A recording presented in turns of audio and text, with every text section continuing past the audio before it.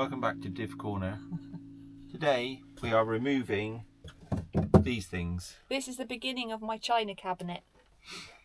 And these things are the things that the back of the seats just Velcro to, so there's nothing structural.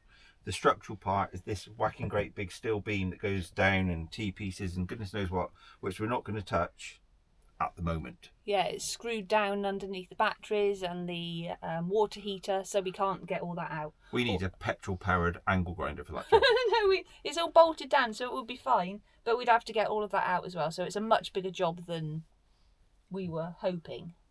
So, let's divvy along. Okay.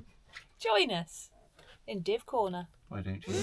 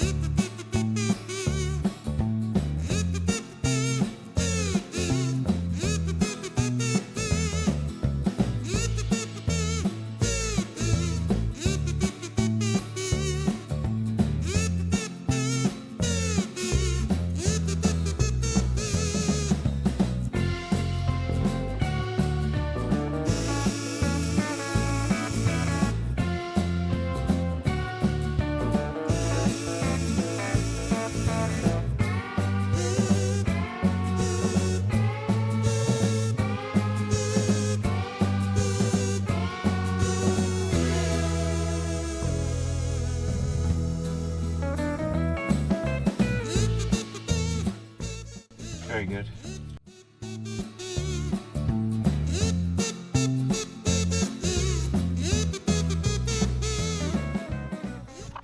So that's what we got at the back of the telly, the old bracket. So we're going to use that lug there, and cable ties and foam. Happy? I wouldn't say that out loud. Very, very light. We've had some titanium brackets milled up, and we're going to use those as they come off of there and then locate on the structural beam.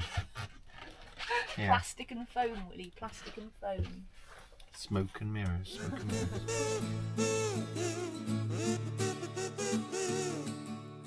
So we're just fitting the baffle plate now.